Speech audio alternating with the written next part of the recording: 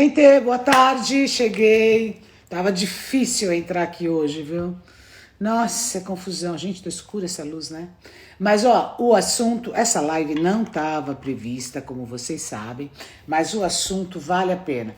Deixa eu só tentar acertar aqui minha luz, porque eu fui mudar de enquadramento e a minha luz tá horrível. Peraí. Pronto. Ai, desculpem. Pronto, vamos ver se assim dá. Tudo bem, gente? Boa tarde, Netlândia. Hoje nós vamos conversar, porque o Ricardo me parece que ele já fez um super trabalho aí de análise do caso do serial killer de Brasília.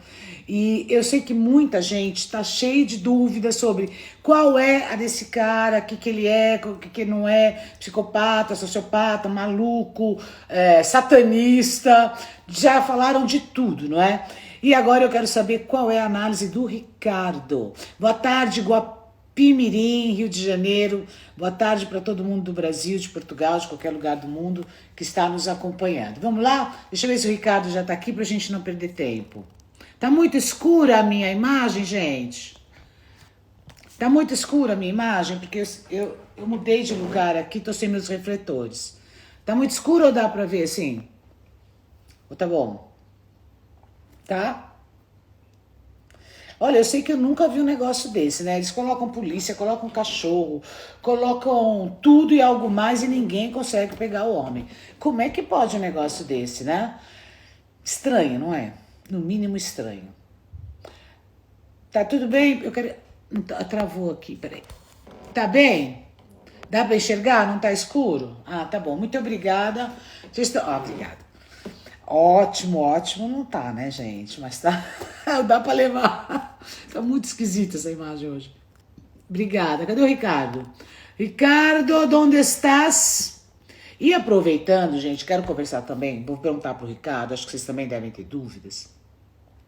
Sobre a mulher dele, né? Como é que ela não percebeu todos esses traços. O que eu quero dizer, quando eu pergunto como ela não percebeu, não é dizer assim, é impossível que ela não tenha percebido. Não é isso, eu quero dizer o seguinte, por mais que uma pessoa finja 24 horas por dia, digamos que ela tem 23 horas e 59 de fingimento, mas um minuto escapa alguma coisa. Vocês concordam comigo ou não? Eu também posso estar errada.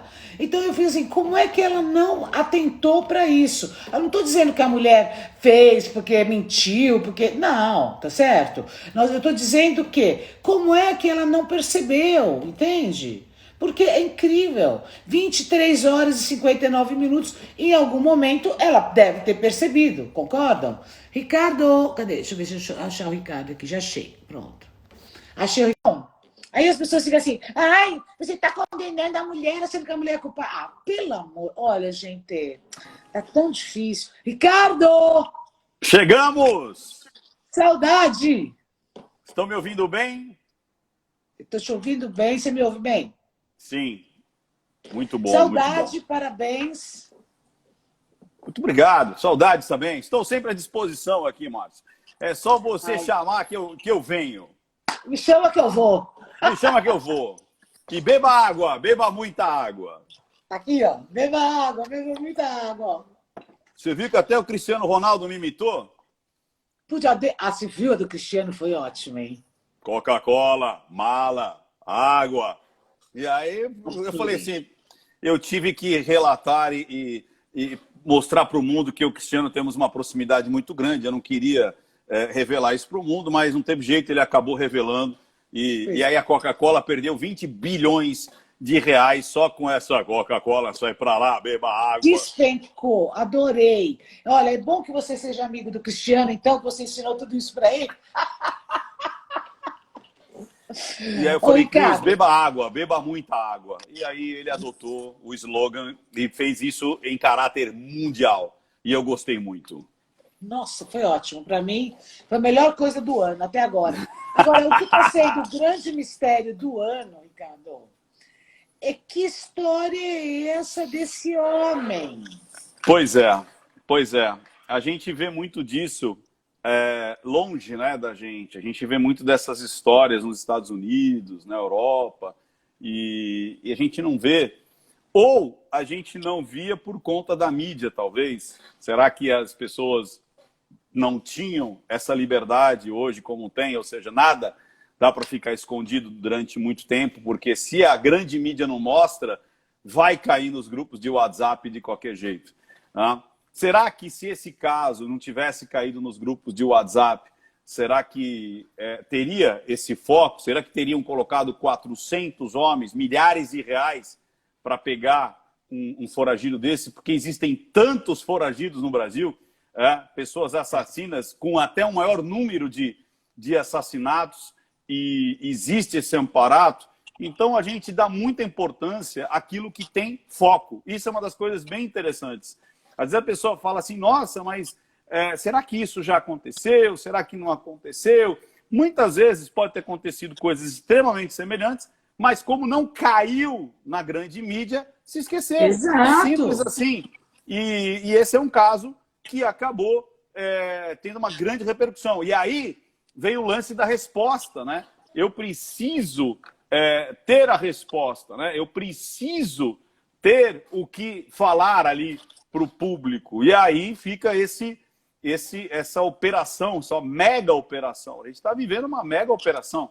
Você vê há quantos dias? É 13 dias já, né, Ricardo? Porque como é que não pegam o cara, até, não sei, cães farejadores, o cara está numa mata, eu entendo, ele deve conhecer muito, mas até os cães, e depois também as pessoas colocando essa hipótese dele ter pactos demoníacos, que eu particularmente acho que é impossível.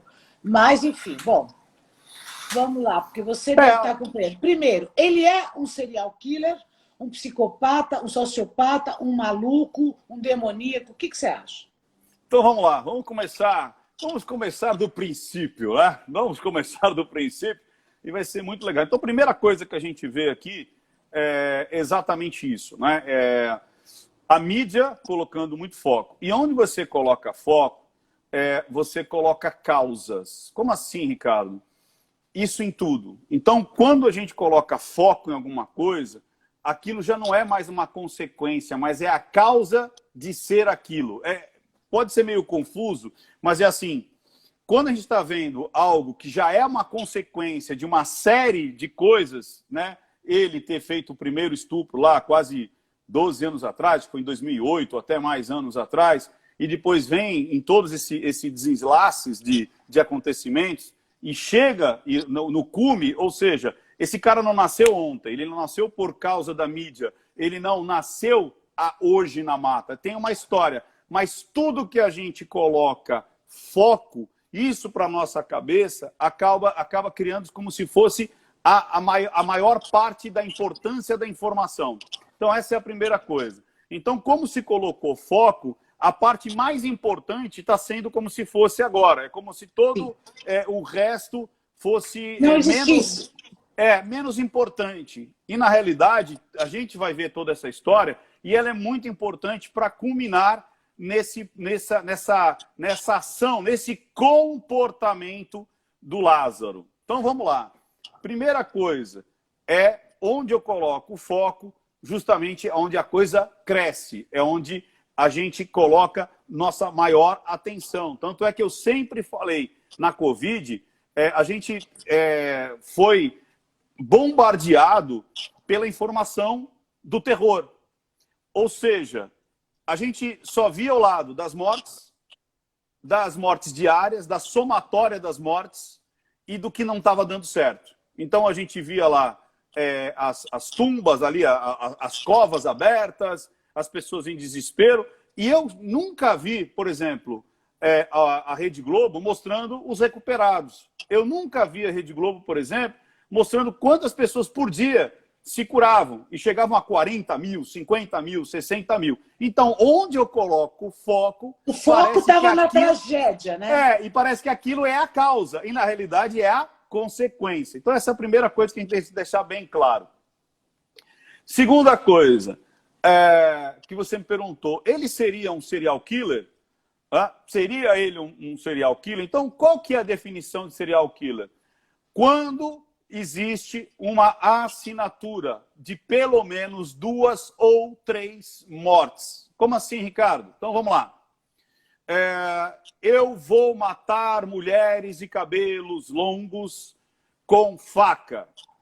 Então, se eu fizer isso 3 vezes, eu estou tendo uma assinatura no meu modus operandi. Ah, eu vou procurar crianças na faixa etária de 5 a 9 anos, vou estuprar e mutilar e jogar o corpo no mato.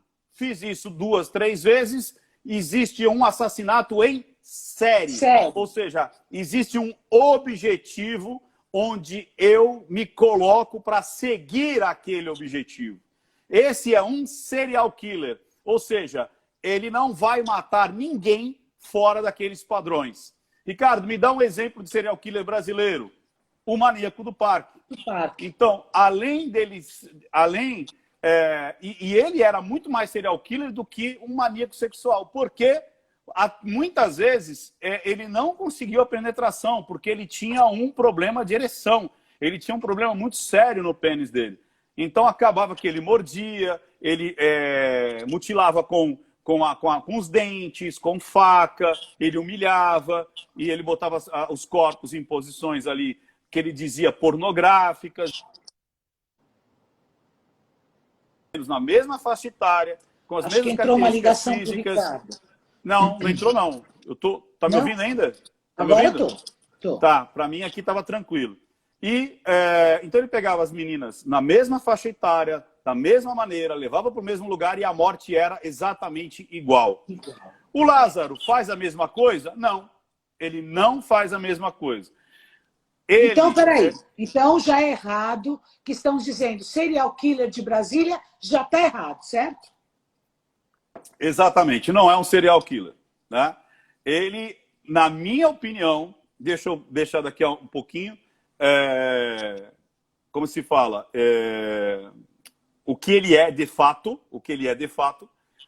e vamos contar aqui exatamente como ele faz. Desde 2008, mais ou menos, que acho que foi o primeiro deles, acho que foi 2008, ele foi atacar uma moça, isso é o que se tem documentado. Pode ter começado antes? Pode. Né?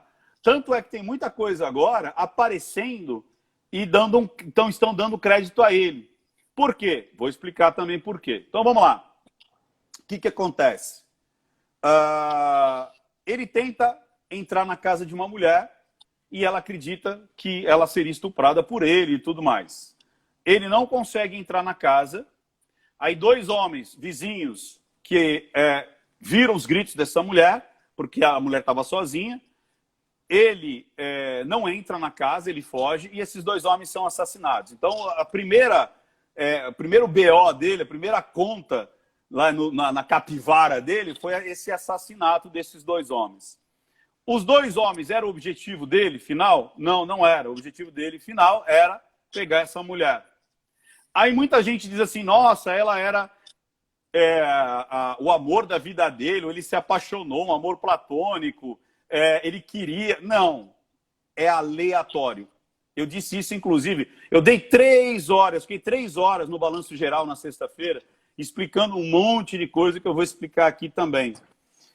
E depois eu não tinha contato com essa reportagem, foi colocada junto ali, ao vivo ali comigo, que ela falou assim, eu nunca tinha visto ele, nunca tinha cruzado com ele, nunca soube de nada dele. Quando você tem esse amor platônico, essa perseguição, você percebe. Então você sabe que existe alguém ali com uma compulsão, uma tara, algo que você, um stalker, né? Aquela pessoa, né? que fica ali em cima da pessoa. E durante todo esse período, ou seja, de 2008, 2009, até hoje, ele tem várias formas de agressão. Então, ele já bateu e não matou, ele já estuprou, ele já fez sadismo, ou seja, catou todas as pessoas e colocou as pessoas ali todas nuas para ele servirem a ele. Então, ele colocava normalmente os homens, ele apartava os homens e ficava com as mulheres. Teve um caso que 2 mulheres ficaram cozinhando para ele, e ele ali tirando foto das mulheres, filmando as mulheres, e depois foi embora. Então ele fez ali o sadismo. Algumas ele estupra quando ele estava com o irmão ainda. Ele estupra e não mata. Outras ele estupra e mata. Então você percebe que não existe um modus operandi.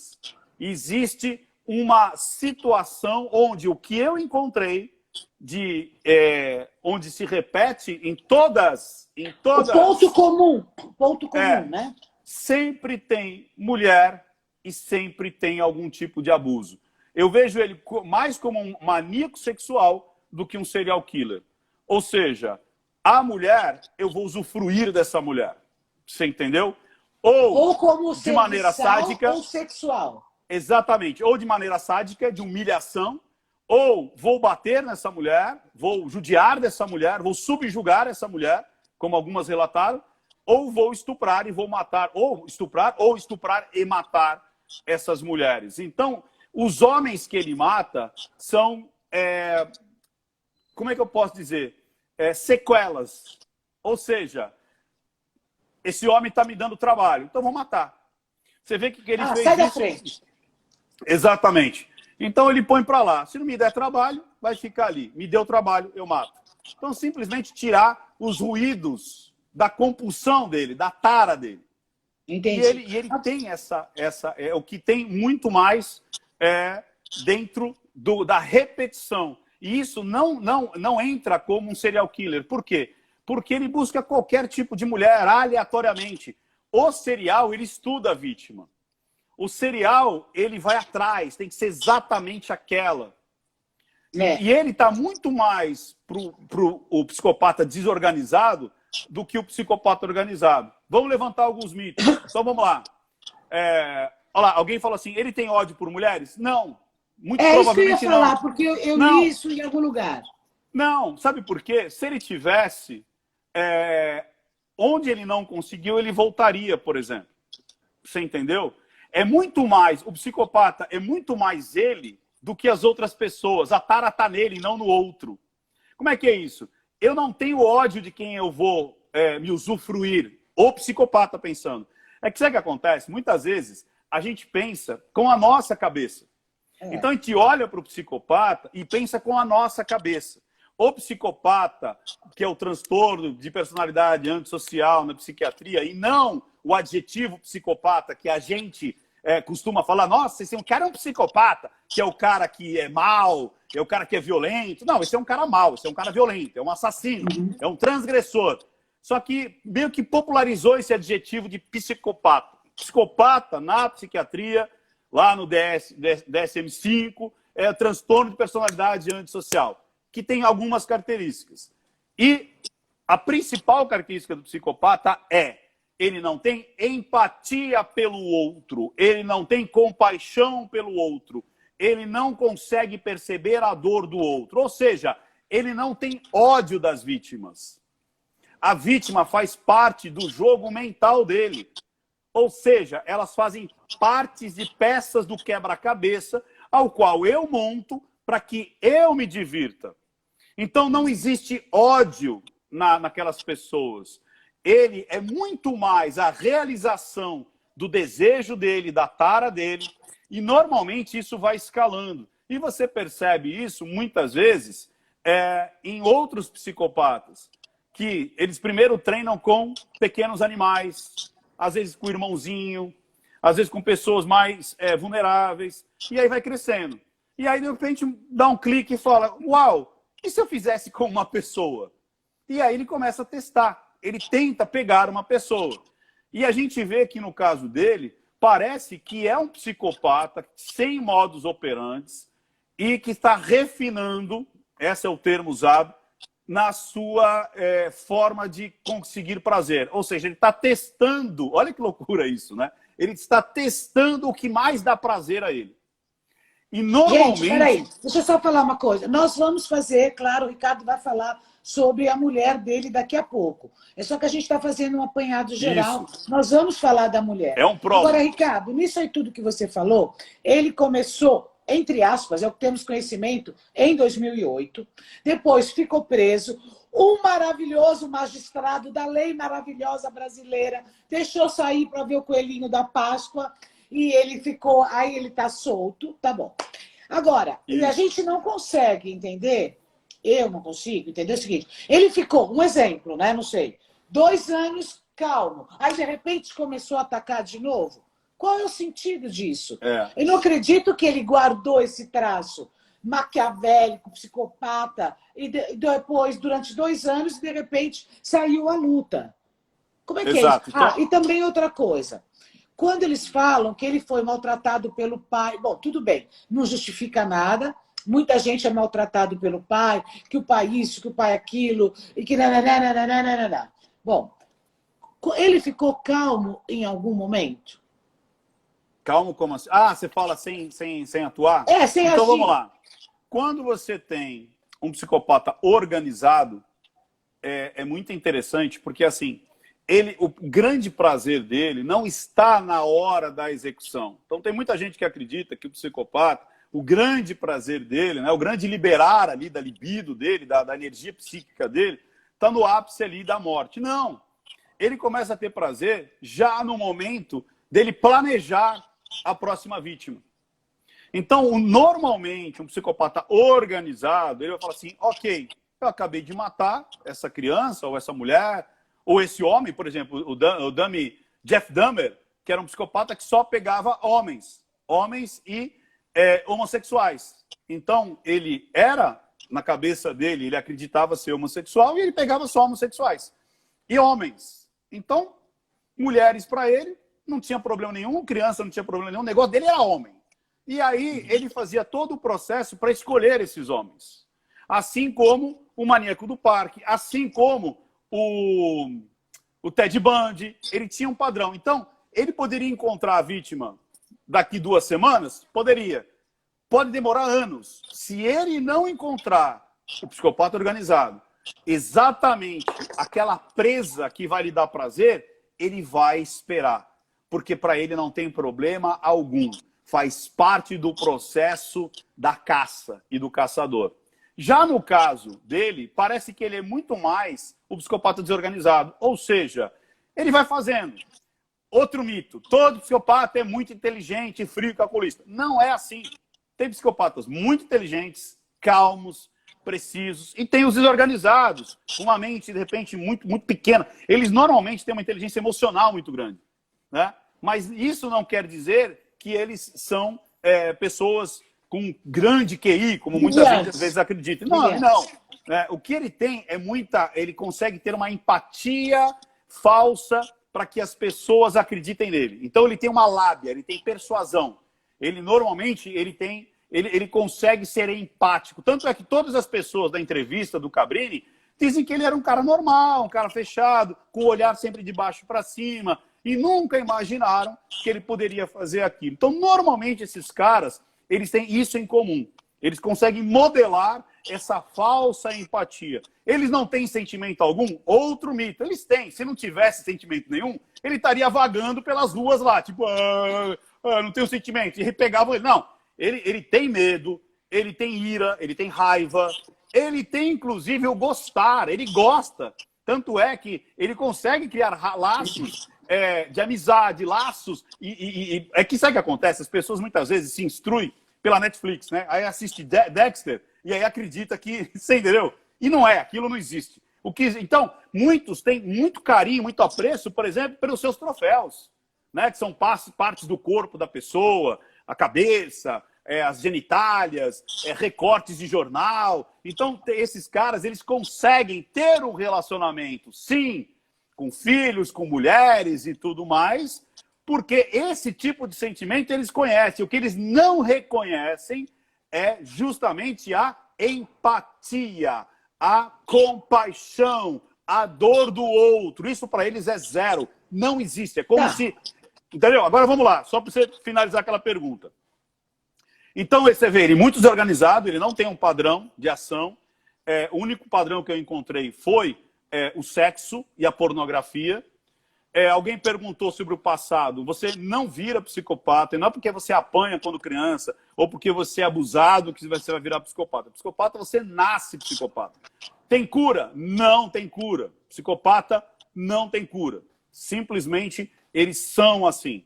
Todo psicopata é um assassino? Não, não é todo psicopata um assassino. existe uma interferência do meio. Então você nasce psicopata, mas existe uma interferência do meio com o que eu chamo de portas abertas e portas fechadas. Então, vamos lá. Se eu nasço psicopata em Alphaville, ou seja, num bairro nobre, talvez eu vou ter uma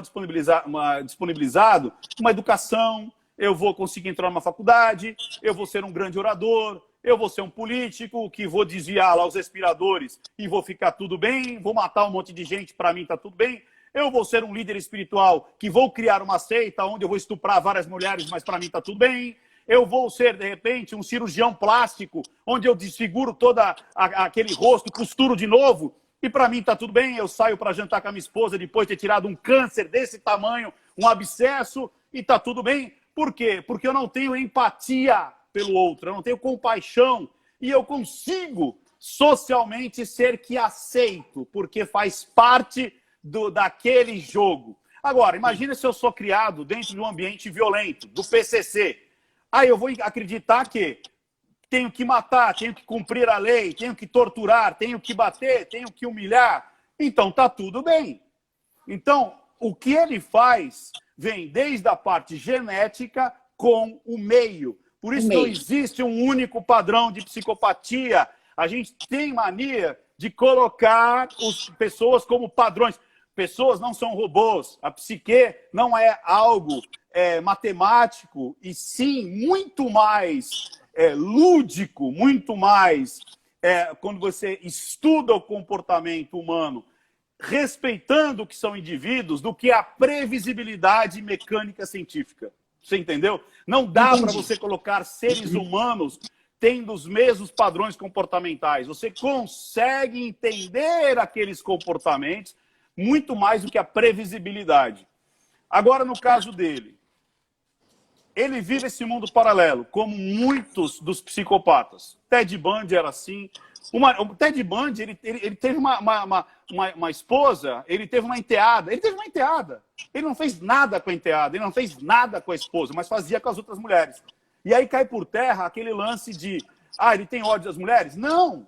Se fosse assim, ele faria com qualquer mulher. Então não é o arquétipo feminino que o incomoda, mas o arquétipo feminino faz parte da compulsão dele. Normalmente, o psicopata, que dentro desse clusterzinho, ele tem os irmãos, que é o narcisismo, né, que é o transtorno obsessivo compulsivo. Então você vai juntando, muitas vezes, outras, não é um estanque. Comportamento humano não é estanque. E quando as pessoas falam, poxa, o Ted Bundy, ele tinha família também, tanto é que depois ele casa com uma outra mulher, já preso. O Maníaco do Parque, inclusive, ele trabalhava, ele era motoboy, ele era um cara extremamente sociável. Eu conheci ele, assim, de longe, no Parque do Ibirapuera. Quando ele jogava hóquei, eu também jogava hóquei lá na Marquise. Eu cheguei a ter um time, eu patrocinava um time de hóquei, eu tive lojas de surf e de calçado, algumas pessoas sabem, outras não. E eu tinha um time de hóquei e ele era um dos caras que jogavam nos outros times. Olha que doideira. Ali, e era um cara normal, era um cara super sociável. Tanto é que eu sempre falo, se você conversar com um psicopata, você vai chamar ele para dentro da tua casa para tomar café. Porque ele é extremamente carismático. Isso todos eles são. Entendeu? Eles são muito carismáticos. Isso que é pior, Ricardo. Aí você vai falar assim, a mulher dele, de repente, não sabia? Muito provavelmente não sabia. Muito provavelmente não sabia. Não, por quê? Porque ele consegue... Não, peraí, Ricardo, só uma coisa. Eu acho que não sabia... Por exemplo, quando você explicar, eu quero que você explique o seguinte. Tudo bem, não sabia então, assim, da loucura toda. Mas ela mesmo disse que já sabia que ele era, tipo, ele tinha matado alguém e tinha ficado preso. Então, na cabeça dela, sabia, e a gente vai chegar nesse ponto, sabia que ele já tinha matado alguém e que já tinha cumprido um certo tipo lá de pena e tal, e para ela já estava resolvido. Eles gostam de falar assim, como é que é? Já cumpri o que eu devia, né? Eu cumpri puxei a minha pena. Já puxei a minha pena, não é isso? Então, no caso dela, você percebe que... aí a gente pode entrar agora. Ricardo, deu para você analisar, mesmo desfocado? Deu para analisar bastante coisa ali. Por quê? Mais uma vez, cadê o meu protocolo aqui? Normalmente as pessoas falam, mas você não viu a fisionomia dela? Pois é, mas no protocolo Ventura, você não tem só a fisionomia, você não tem só as microexpressões, são 7 aspectos, são 7. E aí você consegue ver unidade corporal, você consegue ver tonalidade de voz, vocalização, rito da mensagem. Tem todos outros elementos que você consegue analisar e não fixar só fixado ali na fisionomia ou nas microexpressões, que também faz parte do protocolo. O que eu vi ali? Eu vi uma menina nova, né? Eu não sei quantos anos ela tem, mas me parece que talvez Acho que 19. Eu ia falar isso, por volta dos 20 anos. Bem articulada, dentro do vocabulário dela, dentro do ambiente que ela vive e tudo mais. Uma menina muito bem articulada. Né? Uma menina que sabe, sim, da realidade, dos fatos. Eu vi ela até um pouco fria, no sentido de empatia com o que estava acontecendo, porque se coloca, vamos abstrair, tanto é que o A do protocolo é a alucinação. Vamos abstrair da cena e tirar os julgamentos e vamos pensar o seguinte, imagina você descobre que seu marido é um grande assassino que já cometeu vários assassinatos em série. Não um serial killer, mas um assassinato em série. E que matou crianças, homens, mulheres, estupro, tortura. Você ficaria bem emocionalmente? Uma pessoa normal dificilmente ficaria. Você estaria disposta a dar uma entrevista? Talvez não. Talvez um momento de recolhimento, reflexão. Então você percebe que há até um pouco de soberba de estar no foco da situação toda. Ou seja, o meu marido é um grande procurado da justiça. Meu marido parou... Ricardo Ventura! Você vê que o jeito dela sentar, ela está totalmente aberta, totalmente tranquila, que é uma das coisas que a gente vê na unidade corporal, pernas abertas, braços abertos. Então você vê uma tonalidade de voz tranquila, você vê um ritmo tranquilo, você vê uma narrativa tranquila, você não há o susto, o medo, até quando ela fala que os policiais bateram nela, inclusive quebraram o pau de rodo, falaram que iam botar um saco plástico na minha cabeça, como se estivesse dizendo assim, pegue 2 xícaras de farinha e acrescente agora 2 ovos e bata muito bem com a sua mão esquerda. Tipo, mas então você achou que ela não estava realmente abalada pelo que supostamente os policiais fizeram? Não, pelo contrário. Estava até tendo um pouco ali de uma certa soberba, talvez uma menina de 20 anos ter virado a escolhida do grande monstro, a escolhida daquele que decide quem vai viver e quem vai morrer, a escolhida daquele que todos têm medo,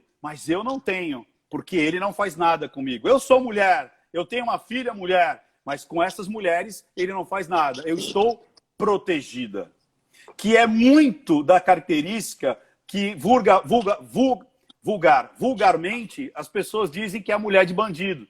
Ou seja, você entendeu? É tipo, eu sei que ele é bandido, mas comigo ele não é. Eu sei que ele estupra, mas ele não me estupra. Mas desculpa, ele bate em outras pessoas, mas na minha bandido, família ele traz dinheiro. Oi. Isso, ser bandido é uma espécie de ser também o chefe de alguma coisa, né? Isso. É o bom de alguma coisa, não é? É isso aí, é isso aí. É isso aí. Então, o que eu vi ali naquela entrevista do Cabrini foi uma menina centrada, emocionalmente centrada.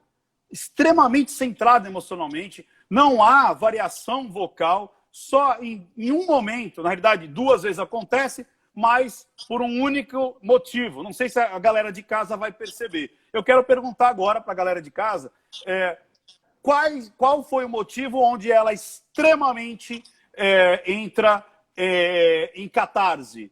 E aí vamos ver se o pessoal descobre. Enquanto o pessoal vai digitando, eu vou falar para você. Então, quanto ela ser esposa, né? Normal. Quanto acontecer toda aquela história, inclusive ela fala, olha, não dá tiro aos policiais, porque eles também têm família, mas de uma naturalidade muito tranquila, uma vocalização muito tranquila. Isso faz com que ela seja tão fria quanto ele? Não, mas ela é uma pessoa que está usufruindo dessa situação de ser a mulher do cara famoso, aquela que é a mulher do malandro, né? Tipo assim, ele é malandro, mas para mim não. Ele é ruim lá fora, mas para dentro de casa ele é um bom marido, ele é um bom pai. Inclusive ela verbaliza isso, né? Dizendo, olha, é um bom marido, é um bom pai. Até porque, como eu disse, no caso dele, a situação é mais contundente. Por quê? Porque ele é um psicopata. Então ele manipula muito bem, ele seduz muito bem. Ela pode ser uma grande vítima desse cara, e eu acredito nisso. Que ela pode ser exatamente uma grande vítima desse cara. Às vezes, eles até constroem essas famílias para ter um álibi. Às vezes não, porque eles querem realmente constituir família. Mais uma vez, o psicopata ele não é frio de todos os sentimentos. Ele é frio da compaixão. Ele é frio da dor do outro. E aí, quando que ela entra em catarse? Quando ela percebe que vai perder o marido, que vai perder o pai da filha, que provavelmente ela vai ficar viúva, ou em vida, ou viúva por ele estar preso. E ele ainda faz uma ameaça. Eu não quero que você, quando ele foge, que ele diz, olha, meu rosto está em todos os lugares. Eu só peço uma coisa para você. Olha a única coisa que ele pede. Que você não traga outro homem para ser pai da minha filha. Ou seja, você tem que continuar submissa a mim. Você não pode continuar a tua vida. Então, para essa menina, é muito duro. É uma escolha de ou eu fico presa junto com ele, como ela mesma disse, ela verbaliza isso na narrativa. Se ele for preso, eu vou ficar presa a ele, ou ele vai morrer. Ou seja, ela está entre a cruz e a espada. E nesse momento ela chora. Então, toda a parte da mídia, das mortes, dele, tá tudo bem. Agora, o momento onde ou eu vou ficar presa junto a ele e vou virar mulher de bandido para ser revistada nas visitas, ou eu vou ficar viúva, e aí como é que faz? Quem vai sustentar essa casa? Até porque me parece que quem sustentava a casa era ele e a mãe dele. Ela mesma verbaliza isso, que a mãe pagava o aluguel e tudo mais. Ou seja, eu, de verdade, é a fome com a vontade de comer. Esses caras, eles conseguem bater um scanner e escolher as vítimas. Essa menina é mais uma vítima dele. Como eu disse, algumas foram vítimas e foram para a cova. Outras serão vítimas emocionalmente. Então, essa menina, ela está completamente seduzida pelo Lázaro.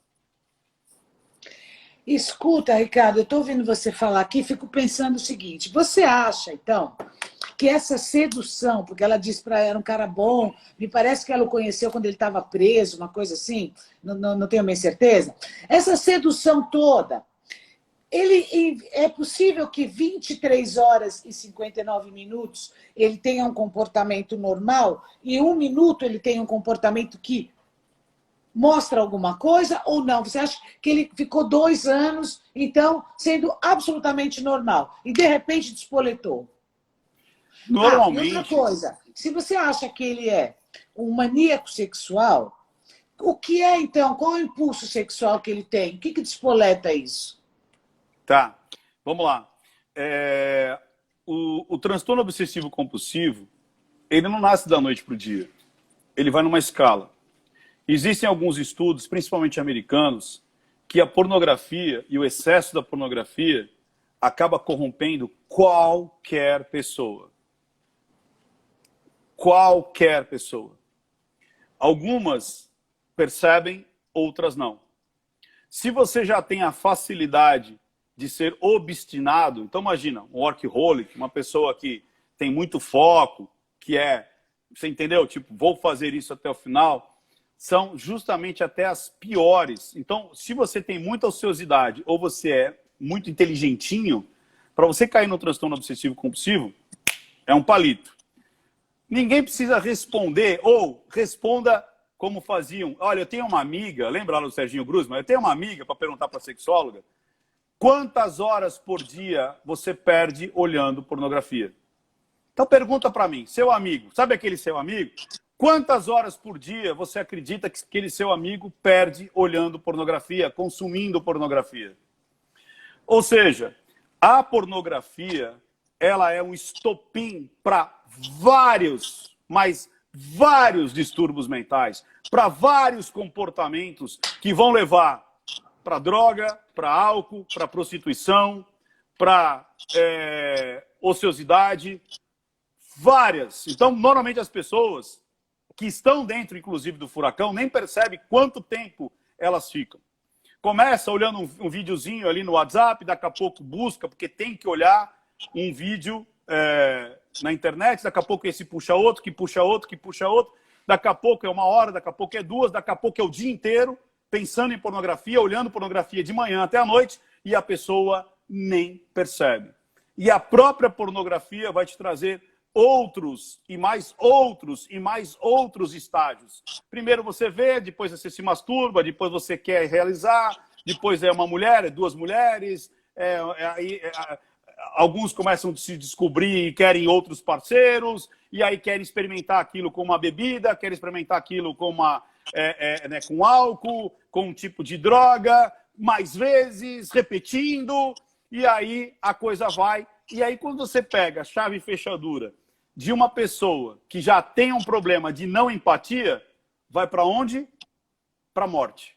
Ou seja, o estágio começa com sexo, muita masturbação, muito consumo, daqui a pouco eu quero mais, daqui a pouco eu quero bater, daqui a pouco eu quero bater e morder, daqui a pouco eu quero estuprar, daqui a pouco eu quero estuprar e matar. Então, ninguém nasce, ninguém faz isso da noite para o dia. É uma escala, e é uma escalada dessas coisas, entendeu? Então, o estopim dele pode ter nascido lá atrás, ou seja, judiando de animais, porque ele tinha esse acesso de caçar os animais, o caçar você tem que matar, às vezes começa a torturar esses bichinhos, às vezes começa a haver formas diferentes de matar, como é que eu posso matar, com sofrimento, sem sofrimento, como é que eu posso judiar, e a coisa vai indo. E aí, daqui a pouco, a pessoa vai, quando vai ver, está olhando e falando, puxa, será que eu posso fazer isso com o ser humano? Lembrando, não são todas as pessoas com transtorno obsessivo-compulsivo que vão se tornar assassinos. Claro. Mas isso ajuda. Então, quanto mais...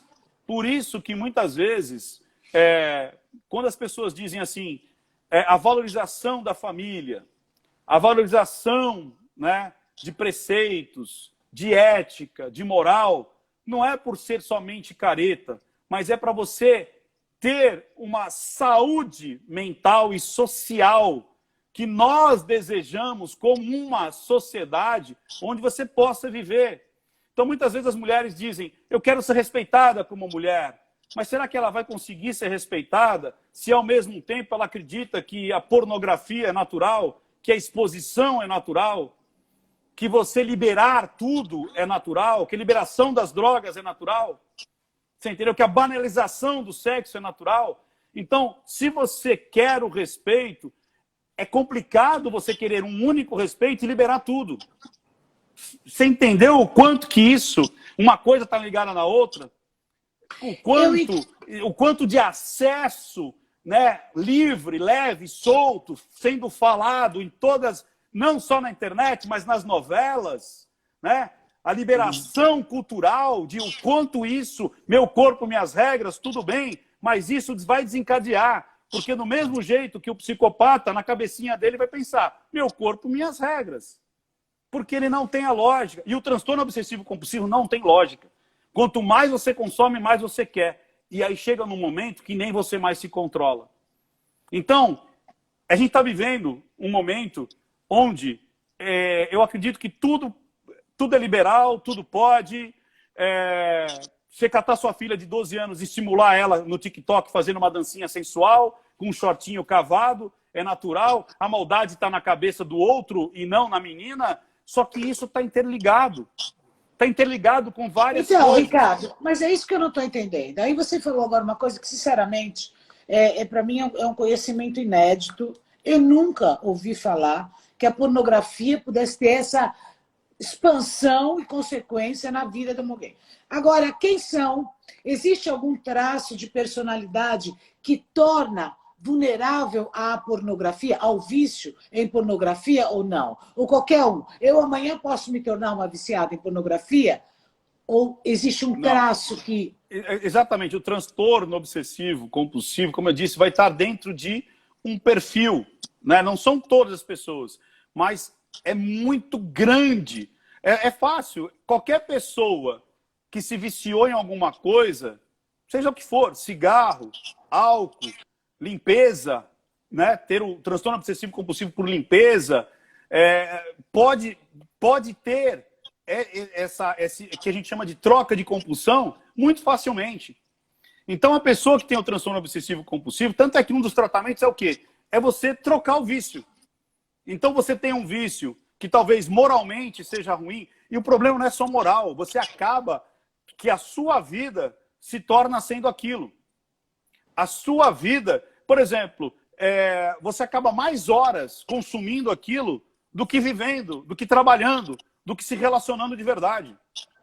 Então, quando você faz um transtorno obsessivo compulsivo por limpeza, de repente, talvez, as únicas pessoas que vão se prejudicar, talvez seja você e a pessoa um pouco mais próxima, né? Porque você fica com aquele toque, aquele transtorno obsessivo de fazer várias vezes a mesma coisa e tal. Agora, quando você vai para a pornografia, a coisa explode muito, porque tem muita coisa interligada. Tem muita coisa interligada na pornografia.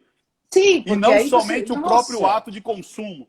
E aí, como eu disse, como que a gente vai querer uma sociedade tranquila se hoje a gente está com uma promoção de liberar tudo? Libere o corpo, libere o sexo, destitui a família, destitui o casamento, Ai, nem me destitui a fala disso. monogamia. Monogamia é careta, monogamia não é legal. O que é legal É você trissal, é não sei entendeu? Então qual, não sei parece o até um quê. papo, assim, como é que a gente fala? De velho, né? Tipo, É, só é. que a gente vê isso nos últimos 4.000 anos. Não é de agora.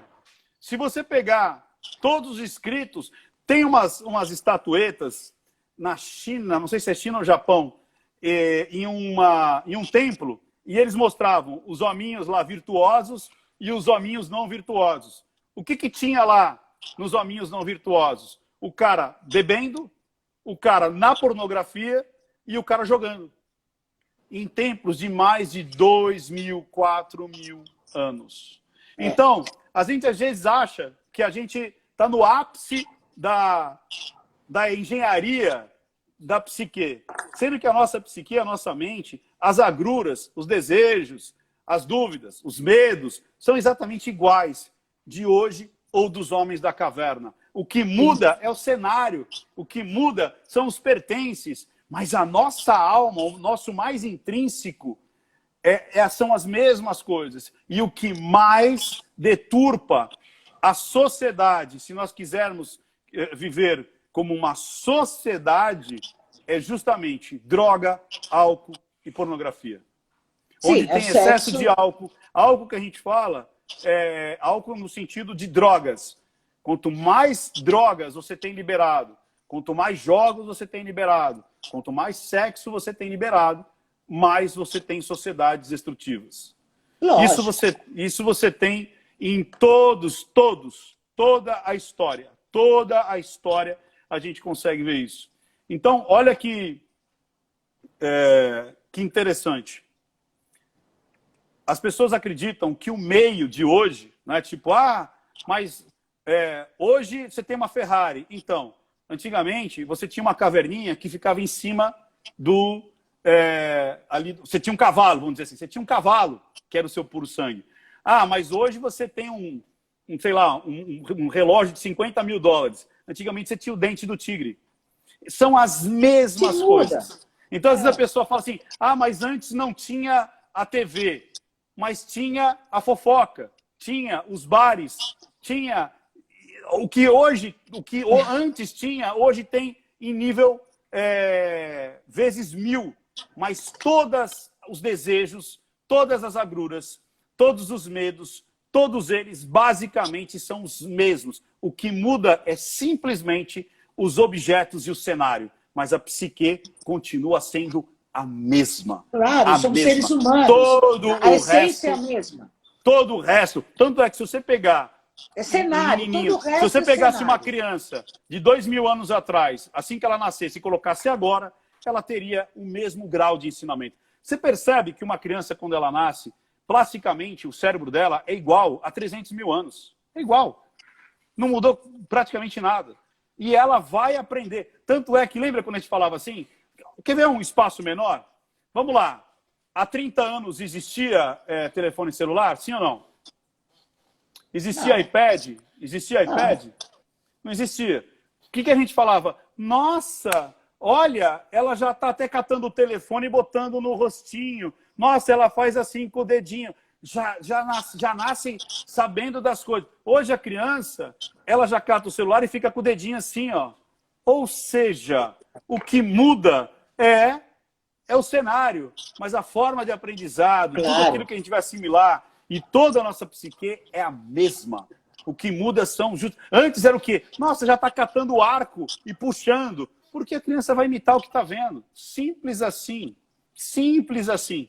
E se inventarem uma tecnologia, e vão inventar daqui a 50 anos, as crianças que nascem zeradas daqui a 50 anos vão saber utilizar. Simples assim. Ou seja, você não aprende toda a parte para trás do que foi aprendido. Você aprende dali para frente. Sempre. E esse cara, muita gente diz assim, nossa, a mídia está dando muito palco para ele. Né? Será? Por quê? Porque ele está no meio do mato. Nem eles Então, lá, nem e por eles que estão não conseguindo conseguem ter 3G. pegá-lo? Ah, porque ele é mateiro. Ele é tipo muito assim, inteligente, Ricardo. ele é mateiro, é como eu falo, a inteligência não é só... A gente sempre coloca a inteligência com alguém que tenha, por exemplo, uma inteligência da academia, né? Uma pessoa letrada, por exemplo. Não. Né? Na realidade, a inteligência Não. dele, por exemplo, Isso pode é ser cultura, geográfica, isso é cultura. ambiental, né? Pode ser uma inteligência ambiental, geográfica. Ele é mateiro, o cara vivia desde criança, caçando, andando, dormindo. Muitas vezes ele até viveu no mato. Teve um cara que falou, às vezes ele viveu no mato. Então, sabe qual é o grande erro ali, na minha opinião? O cara é mateiro e da região. Como é que eu faço para pegar um cara que é mateiro e da região? Pego outro mateiro da região. Se eu pego a polícia da cidade e ponho ela no mato, você está entendendo? Ou seja, imagina o seguinte, um cara que é do BOP, lá do Rio de Janeiro, ele treina desde os 19 anos como entrar e sair vivo de uma favela, de uma comunidade. Porque onde estão os traficantes? Encruados dentro da favela, dentro de uma comunidade. Inclusive usando pessoas que trabalham, pessoas que estão vivendo ali, usam como escudo humano. É muito parecido com o Hamas. Né? Você pega, os terroristas se infiltram junto de pessoas comuns, dos civis. E quando você vê a favela aqui, como é que é? É a mesma coisa, o cara se infiltra onde tem os civis, que são pessoas trabalhadoras, pessoas que acordam de manhã, vão buscar o seu sustento, e você fica ali, porque é difícil você entrar. E os caras estudam para entrar lá. Você cata esse cara e leva para a mata, vai dar certo? Não vai dar certo. Ah, mas você pega a polícia da região, ele foi treinado para entrar na mata? Não foi treinado. Então, tem muita dificuldade. Ah, vamos dobrar o número de homens. Você vai dobrar o número de homens com a mesma capacidade. O que pode estar acontecendo? Talvez uma briga de egos. Como assim? Imagina se eu deixo entrar uma galera aqui e essa galera pega ele. Como é que fica eu como comandante? Eu, que estou comandando esses 400 homens aqui. E aí vai entrar uma galera. Hoje me parece que eles contrataram um caçador da região para conseguir ir junto ali. E é uma região de mata. É que quando a pessoa pensa, muitas vezes, eu, por exemplo, né, eu sou um cara da cidade. O que eu imaginava como era uma mata? Eu imaginava um lugar que tinha muitas árvores. Cara, a gente às vezes acha que é o Parque do Ibirapuera, você entendeu? É uma árvorezinha do lado da outra e fala, ó, aqui é uma floresta. Cara, floresta, você não entra 2 metros numa floresta. É um emaranhado, é espinheiro, é cupinzeiro, é formigueiro, é riacho, é pirambeira. Você não anda 2 metros e já desiste. Eu não sei se as pessoas já tentaram entrar numa mata de verdade, não é ir para um parque fechado, porque a pessoa vai para um parque e acha que é igual. Né? É, não é a Não dá floresta para do você entrar. Chapeuzinho Vermelho, né? Entendeu? É muito fechado. Então, quem é do mato, o cara entra. Quem é do mato, o cara vai lá e pá, vira aqui, vira ali. E para ele mesmo é complicado. Você vê que em alguns lugares ele invadiu e pegou repelente. Sabia disso? Ele invadiu algumas fazendas e pegou repelente. Né? Por quê? vendo? Porque ele mesmo é complicado você ficar no meio da mata. Eu lembro que uma vez eu li que as piores coisas que o exército americano achava ruim na Guerra do Vietnã, sabe o que era? Formiga e água. Olha que loucura. Formiga. E água. Por quê? Floresta tropical, muito úmida. Eles viviam com as botas úmidas. Bota úmida te dá não sei o que no pé, que racha o pé. Seu pé começa a ficar encharcado, você não aguenta. E formiga. As formigas, os pequenos insetos, a pior coisa que tem. Se alguém vê Largados e Pelados, sabe aquela série Largados e Pelados? A primeira noite é formiga e pernilongo. Ninguém aguenta formiga e pernilongo. É horrível. É pior do que qualquer coisa. Às vezes a pessoa acha que é a cobra, que é a aranha, que é a jaguatirica. Cara, é formiga e pernilongo. Você não consegue viver ali 2 noites que você fica maluco. Né? Então, o que eu vejo desse cara resumindo a história dele, um cara que já tem laudo de psicopatia. Mas desculpa, Lembrando, só antes de você tá. resumir. Antes de você resumir, é só uma coisa. Por que é que saiu essa história de que ele teria rituais satânicos, demoníacos? Da onde Ótimo. que sai isso? Vamos lá. Muito boa, Márcia. Muito boa, Márcia. Márcia, muito boa pergunta. Né? Olha que legal. Isso é muito legal. Primeiro, existe algo que é o inconsciente coletivo. Você já esteve em casa e sozinho, e de repente você olha para o corredor ou olha para o quintal e você vê uma sombra que não existe. Porque você quer ver aquilo. Você quer ver o barulho, você quer ouvir o barulho, você quer ver. Então, muita coisa que está acontecendo. Acho que eu vi ele. Às vezes nem viu. Às vezes foi a sombra de um pássaro. Então, você vai relacionar tudo que você vê agora, quem está naquela região, com o que você acredita que você quer ver. Você tem uma ideia, pouco tempo atrás, semanas atrás, eu estava sentado na sala ali da minha sogra, olhando para fora, né? E a minha sogra está morando num lugar que não está muito legal. Tanto é que a gente quer mudar ela de lá, ela ficou viúva, e a gente quer mudar ela de lá. Aí, senhorinha, é difícil você ir convencendo, nós estamos convencendo aos poucos para ela mudar daquele bairro, daquela casa e tudo mais. Que não é um lugar tão seguro assim e deturpou. Cara, eu vejo a porta do vizinho abrindo. Então imagina, sobrado, sabe? Sobrado tradicional, com garagem na frente, aquela garagem assim e tal, portão ali na frente. Então eu estou olhando da sala, aí eu vejo a porta abrir, uma mulher entrar correndo, outra mulher entra correndo e um cara de capacete, né, entrando sem tirar o capacete e indo atrás por último. O que eu imaginei? Assalto. Eu falei assim, poxa, um cara põe 2 mulheres para dentro, o cara de capacete não tinha o capacete, ele entra meio que por último, deixa a porta aberta. Eu falei, é um assalto. Liguei para a polícia. Você acredita, Márcia, que eu cheguei a ver a arma na mão do cara? Eu falei assim, o cara tá armado. Eu falei, o cara tá armado. Cara. Falei, vem para cá. Polícia veio, falei, ó, é aqui e tal. De repente me sai o cara, continuando de capacete, da casa, a polícia. Mão na cabeça! Aí o cara, e aí o que era? A vizinha tinha caído no banheiro, e é uma senhorinha também, não conseguia levantar ela, o marido dela liga para Nora, a Nora vem ajudar, desesperada, junto com a cuidadora, aí ela ligou para a cuidadora e ligou para a Nora. E quem estava de capacete era o marido da cuidadora. E ele entra desesperado também com o capacete, e ele estava com um jaco de motoqueiro, que daí você acha que o cara já é da correria, né? Bermuda ali e tal, não sei o que. Eu falei, cara, o cara tá aguentando essa família. Eu cheguei a ver uma arma onde não tinha. Então você acha que o povo tá vendo? Por exemplo, tem muita coisa que vi. De onde saiu essa coisa? Essa satanista? É uma coisa. Agora vamos lá, o satanismo. Vamos lá. É engraçado que quando eu dei um furo de reportagem lá no Balanço, Quando ele mandou para mim, Ricardo, você consegue ver a carta, né? O que você analisa essa carta? Eu falei, analiso, vou analisar. E aí, primeira coisa que eu fiz, quando eu olhei, eu falei assim, não tá... essa escrita, para mim, não tá batendo com o que ele tem de vida.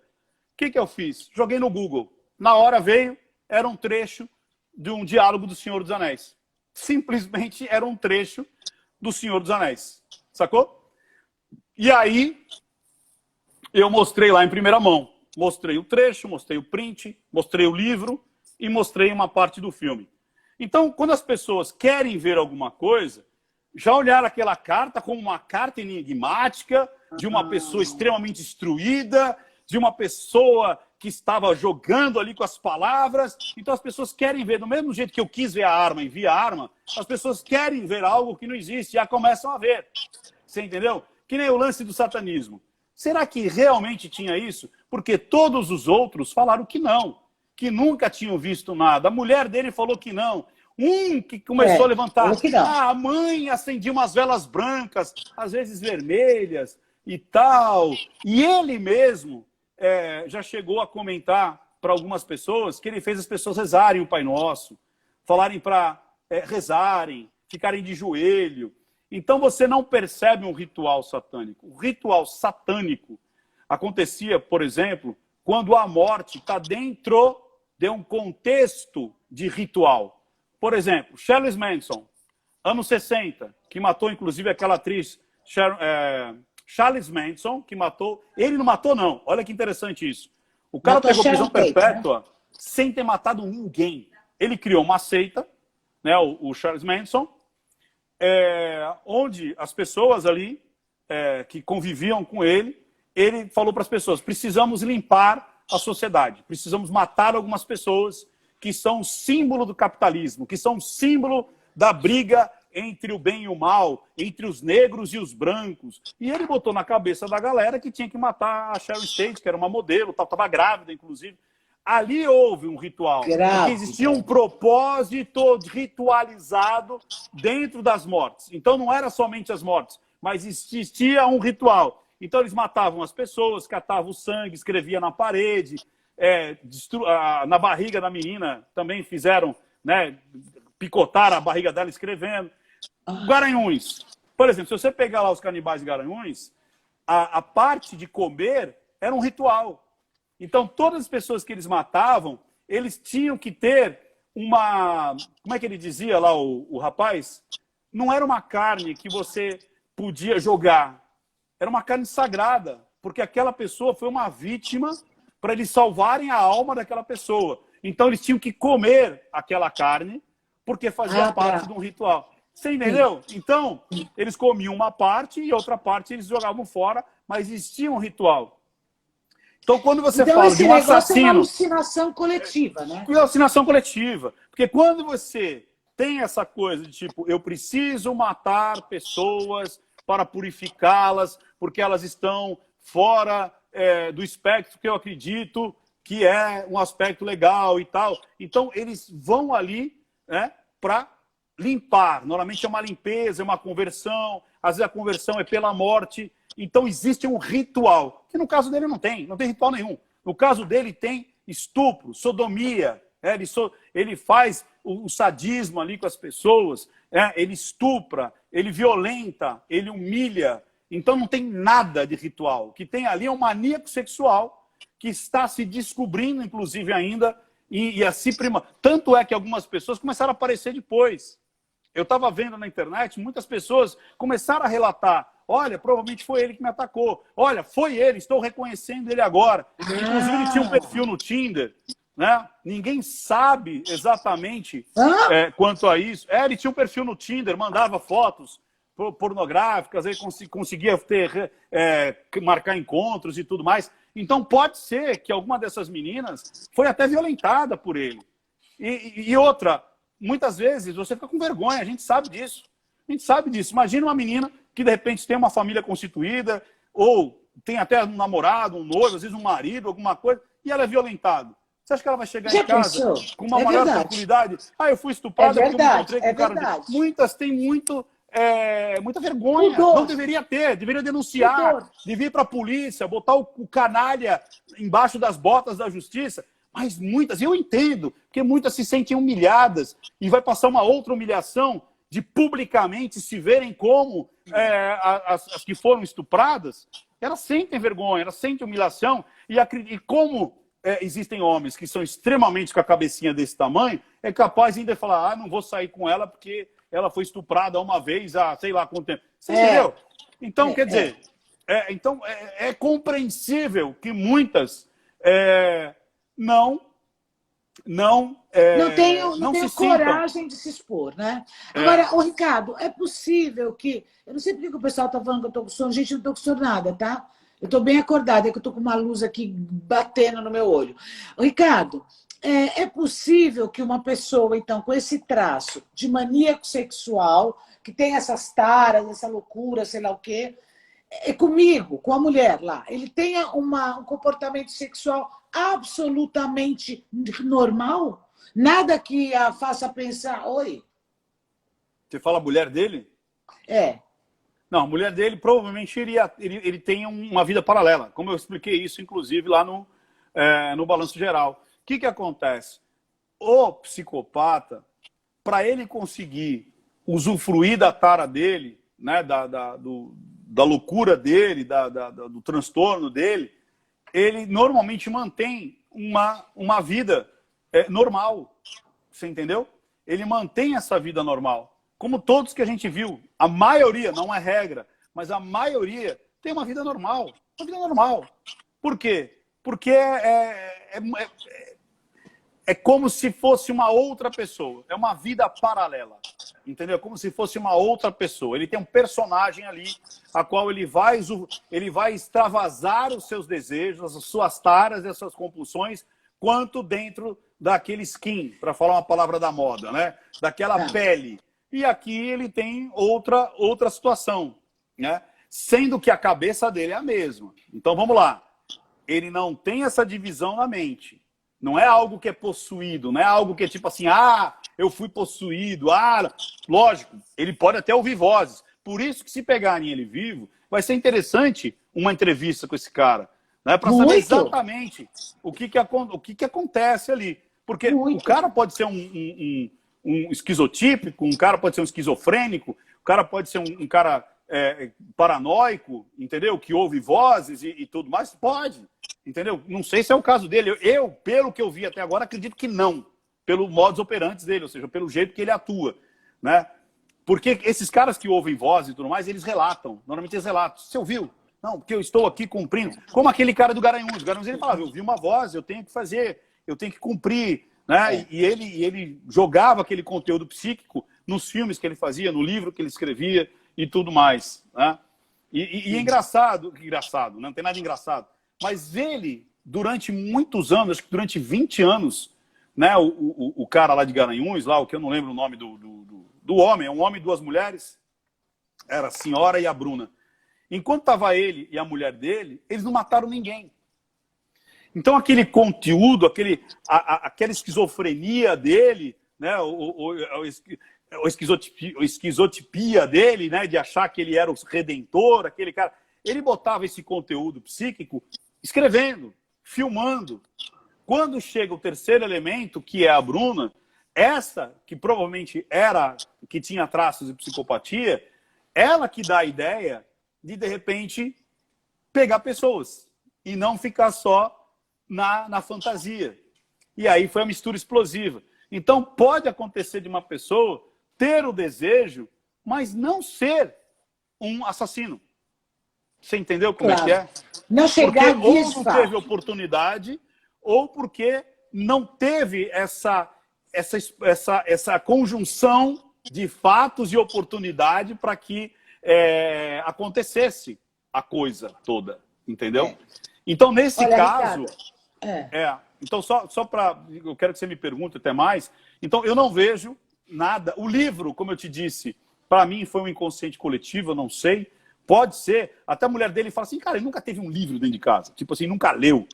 Então, eu acho que é mais sabe, um delírio coletivo, querendo romantizar a história, entendeu? Tipo, nossa, o cara é isso, o cara é aquilo. Como foi o caso das cartas. Eu disse lá no balanço, repito aqui, ele está num jogo. Como é que é isso? Ele está num jogo. Ele sabe que ele precisa escapar. E ele está no maior tesão disso tudo. Porque para ele isso é um grande jogo. Lembra que eu falo, o psicopata ele não tem prazer só na execução. Ele tem prazer em todo o processo. Todo o Então processo, isso que está claro. acontecendo, é um grande jogo. Entendeu? Ele está... cada dia que passa é uma vitória para ele. Cada dia que ele consegue fazer alguma coisa é uma vitória para ele. Ele está jogando entendeu? xadrez, né? Que ele dá as cartas. E ele tem esse caráter, né, que você percebe, narcisista, pela imposição, né, de achar que ele é melhor, que ele é que compõe a vida e a morte, que ele escolhe quem vai morrer, quem não vai, né, a humilhação, né, que ele faz as pessoas passarem, o despiste. O prazer de colocar esse medo, né? Exatamente. E outra, me perguntaram, eu não sei se foi para o ar essa matéria, eu gravei para o Cidade Alerta. Tipo assim, será que erraram quando fizeram? Porque ele fez duas escolas, 2 cursos dentro da penitenciária, que era de sexualidade e de empatia. E ele passou nos 2 testes, tanto de sexualidade quanto de empatia. Aí, bom, esses cursos já estão desacreditados no mercado. Então, Márcia, mas olha que interessante. Será que a informação da justiça era interligada? Será que sabiam que ele já tinha um laudo de psicopatia desorganizada e agressiva no passado? Porque o laudo da psicopatia... Né? Deveria, porque o laudo da psicopatia foi antes. Então, se você pegar, mais uma vez, se você pegar um psicopata para conversar, você se apaixona por ele. Eu disse isso várias vezes. Eu disse isso várias vezes. As pessoas acreditam que paixão é só sexual. Quando eu disse que a Suzane estava seduzindo o Gugu, e depois lá o nosso amigo lá, o Ulysses Campbell, que ela escreveu assassina e manipuladora, foi exatamente o que eu disse quando eu analisei a Suzane com o Gugu. Eu falei, ela está seduzindo ele. Poucas pessoas sabem, mas o Gugu, além de pagar pela entrevista, ele se comoveu que ela estava aprendendo a fazer costura lá acho que de patchwork, alguma coisa assim, ou pet shop, sei lá. E deu 2 máquinas de costura para ela, do bolso dele. Não foi da produção. A produção pagou 120 conto para fazer a entrevista. E ele deu, e estava explícito ela seduzindo o Gugu. Depois eu fiquei sabendo, pelo livro do Ulysses Campbell, que depois ele deu uma entrevista para mim, né? A gente, na verdade, fez um bate-bola. Ela tinha... A sedução dela é que fez que ela se mantesse viva até hoje. Ela seduziu a diretora antes, ela seduziu o médico onde ela tá. Quando teve uma rebelião lá do PCC, o médico escondeu ela dentro do armário e o cara era gay. Então muita gente fala assim, mas é sedução, hahaha, o Gugu é gay, hahaha.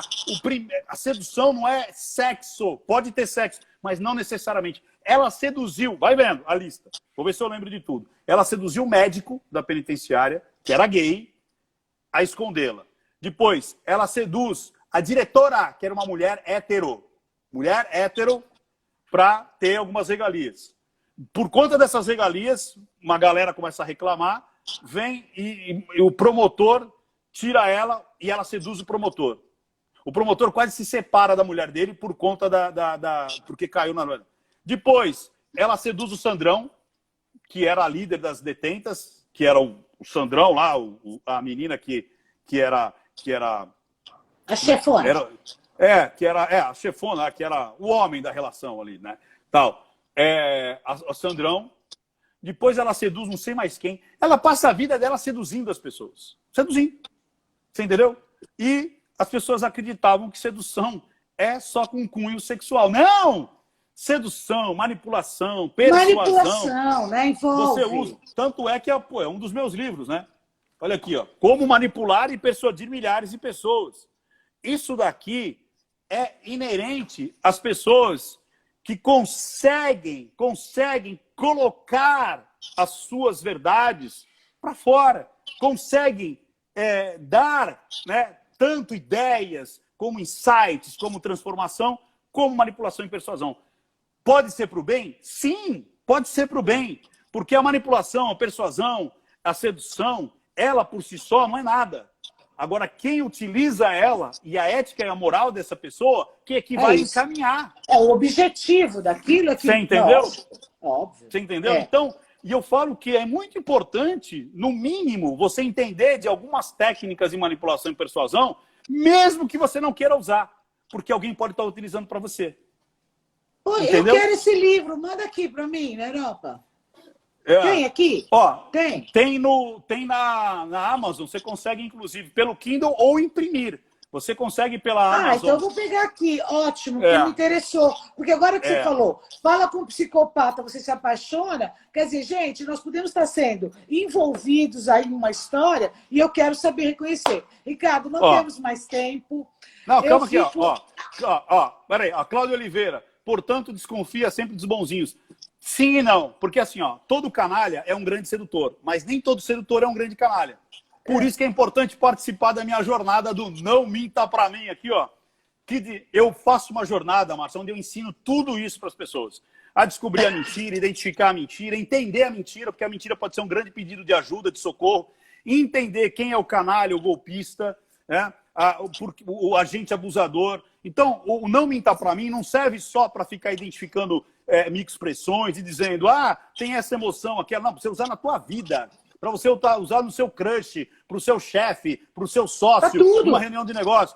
Se cadastre em nãomintapramim.com.br. Se cadastra lá, nãomintapramim.com.br, que de tempos em tempos eu dou uma formação gratuita. Ela online, qualquer pessoa do mundo pode assistir, ela é grátis e ao vivo. Você interage comigo. Então isso é muito importante, porque você pode ter até um psicopata do teu lado e não está percebendo. E com a linguagem silenciosa... Nome do livro, mostra aí de novo que estão perguntando. De novo?